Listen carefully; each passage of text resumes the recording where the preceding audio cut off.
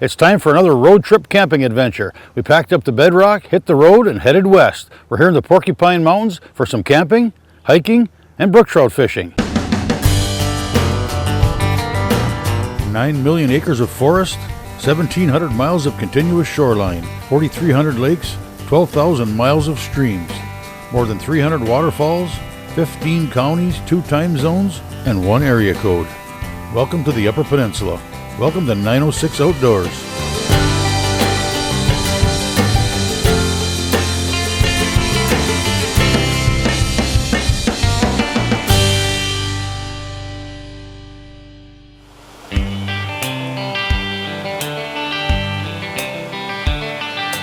Well, the high waters of spring have receded and the streams are low enough that dropping a worm in for a brook trout has become feasible. I decided to head for the Porkies. I've been wanting to hike into the Upper Carp River to see if I could find some brookies for quite some time. Specifically the stretch from Trout Falls down to backcountry campsites GP 1 and 2. We decided to make a weekend out of it, so we headed out Friday and set up camp at Union Bay Campground. And since it was Friday, we figured a good way to start the trip was with a Friday afternoon fish fry.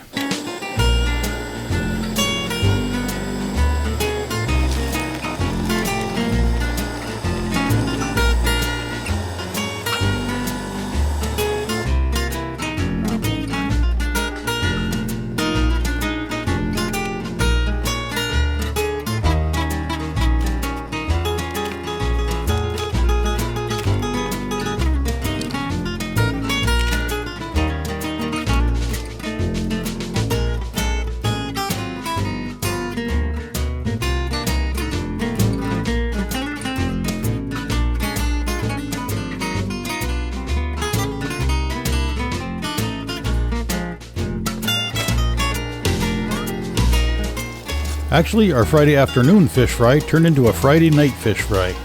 Turns out we made a quick stop for some on-the-road lunch at Smokeless Barbecue in Iron Mountain. The pulled pork was delicious and very, very filling. The brisket was excellent too. And the ribs, coleslaw, fries, you get the picture. I don't think you can ever get full enough to pass up a plate full of freshly caught, freshly cooked bluegills.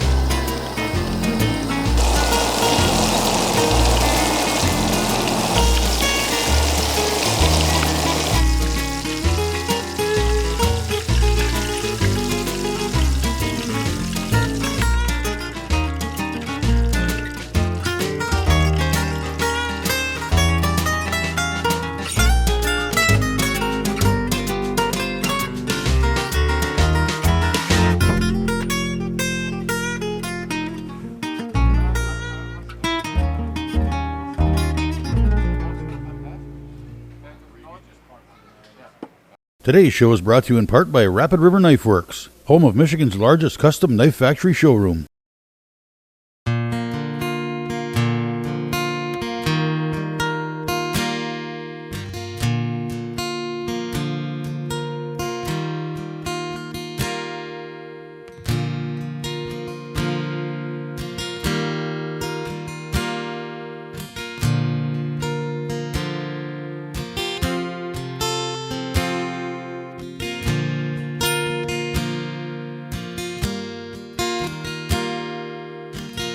Not at all a bad way to start the day. The sun was up and so was I, overflowing with anticipation of the day ahead. To tell you the truth, I'm not very accustomed to campgrounds with the luxury of electricity. And let's face it, there's not much to plug in a 1963 Yellowstone. But I am indeed equipped to take full advantage if such a situation should present itself. Breakfast was followed by a short drive to the trailhead. The plan was to take the Government Peak Trail south to just above Trout Falls and fish my way back downstream to backcountry campsite GP1 where the river veers away from the trail. From there I'd head back out, hopefully with enough trout for dinner back at the campsite.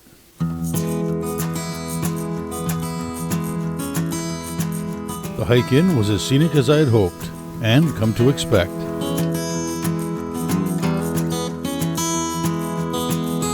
The Porkies are home to more than 90 miles of hiking trails that pass through the various parts of the park's 60,000 scenic acres. Most connect to some other trail, which connects to another and another. The opportunities to hike in the park are endless. There's tons of day hiking opportunities here, yeah, depending on how far you want to go. There's some great, 12-mile loops that you can do, and other people just, maybe they'll tackle some of the longer linear trails. Maybe they'll walk 5 miles down, turn around and walk 5 miles back. I wasn't hiking for the joy of hiking. I was hiking to fish. There is one spot along the way where the Upper Carp crosses the Government Peak Trail. A spot where, with a little willpower, I'd pass right by in an effort to stick to my plan. Nope. Nothing here but chubs.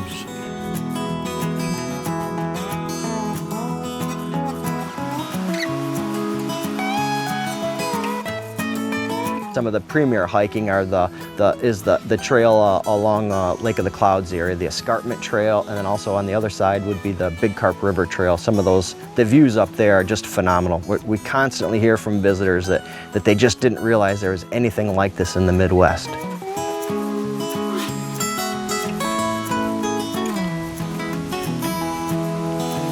Trout Falls.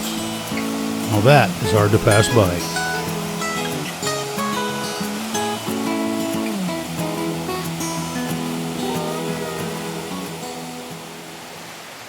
I went just a bit further upstream and my day of fishing began.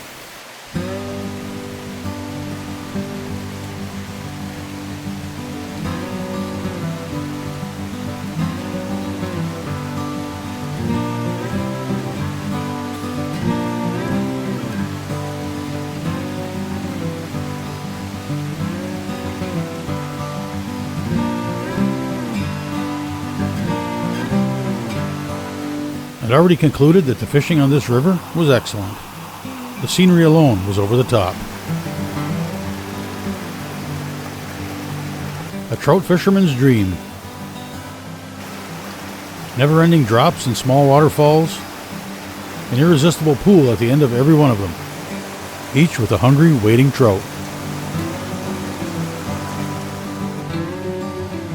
I came to that conclusion long before my worm got wet.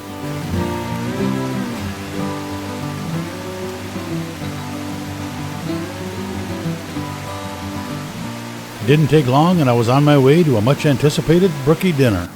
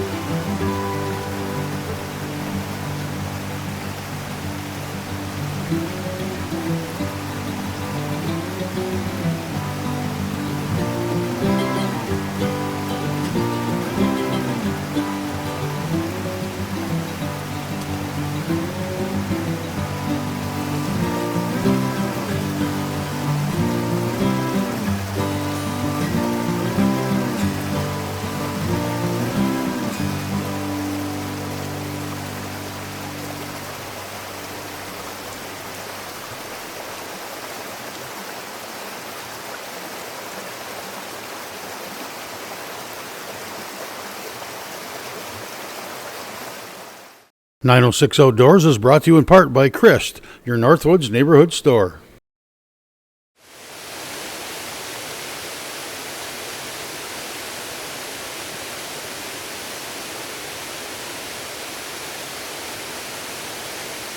Then there's Trout Falls. If that's not just picture perfect, I don't know what is. I could stay here all day in this one spot and just fish. Or not fish. Just sit here.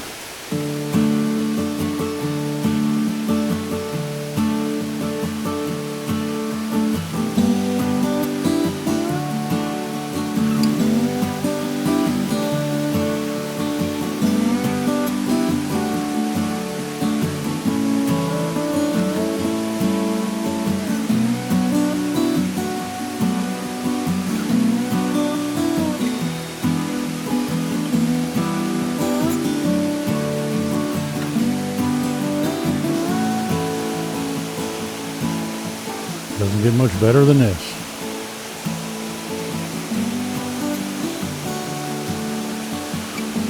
Tonight's dinner.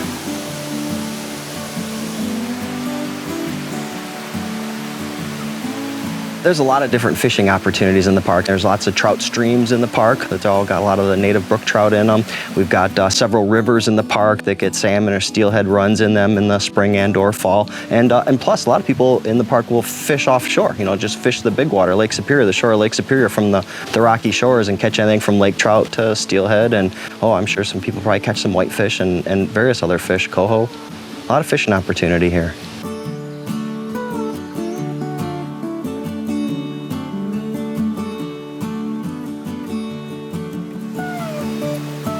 A lot of fishing opportunities indeed, and I plan to take advantage of more of them. But not today. Today I'm right here in the Upper Carp River and thinking of nowhere else.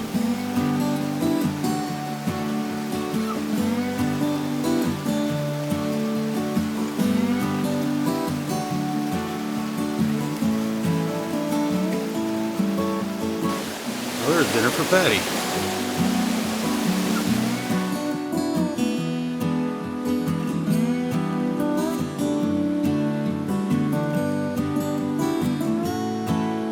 My plan was to fish from above Trout Falls to campsite GP1.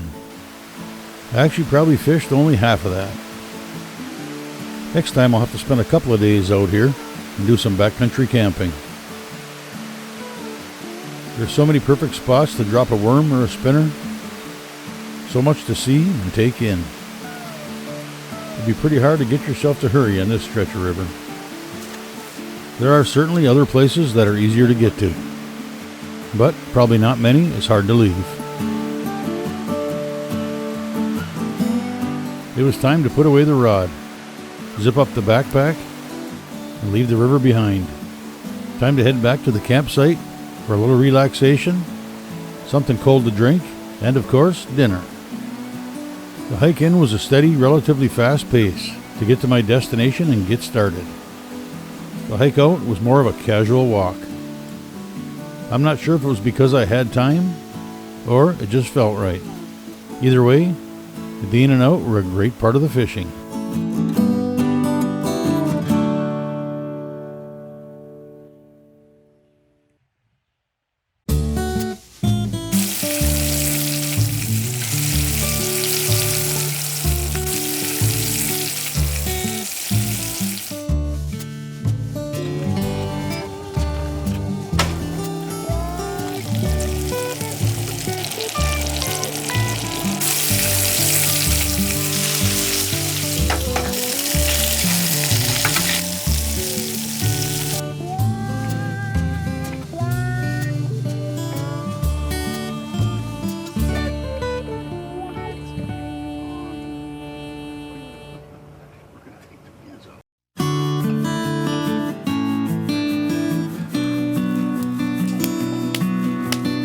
Friday to Sunday.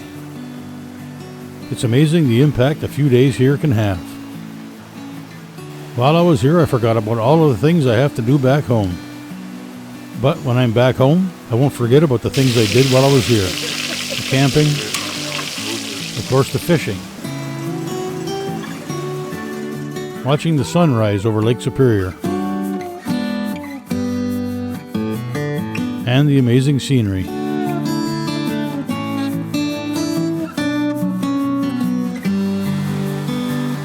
If the Porcupine Mountain State Park is not on your to-do list, you might want to consider adding it. You don't have to be a hiker, backcountry camper, a fisherman. You just have to enjoy the outdoors. The Porkies somehow cause you to slow down, to take the time to notice the things around you, things you might not notice without stopping to look. Simple things seem to take on a greater importance here, and mean something different than they mean elsewhere.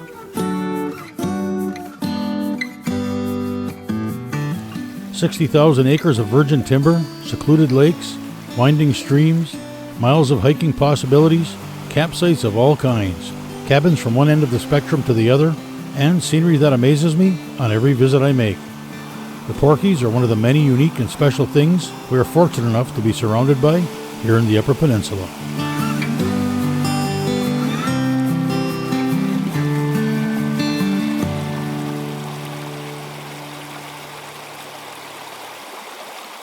"906 Outdoors" is brought to you in part by Blades Bait and Tackle, your year-round connection to fishing Badenoch. Whether you're up for an afternoon walk or a cross UP trek, the North Country Trail will not disappoint.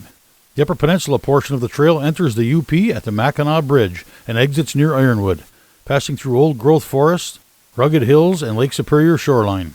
It offers some of the most remote, uninhabited country found on the entire trail system. Currently, the North Country Trail at 4,700 miles is the longest of the scenic trails in the United States. You know, people talk about the Appalachian Trail, the AT, they talk about the Pacific Rim, they talk about the Continental Divide Trail.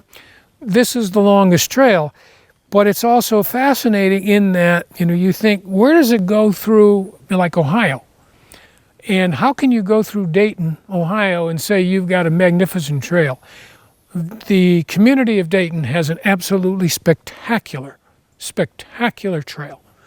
They've rebuilt a lot of trail, and it's a very, very different experience. And so you get both the woods and you get, you know, the residents. Here in the Upper Peninsula, where I'm most concerned with, we have most of our trail, you can't even use a cell phone. There are many, many groups that maintain sections of the trail. We have partner groups who are either hiking chapters or hiking groups. And we all get together to maintain and build this trail and keep it a pristine area. The chapters, ours is the Superior Shoreline chapter.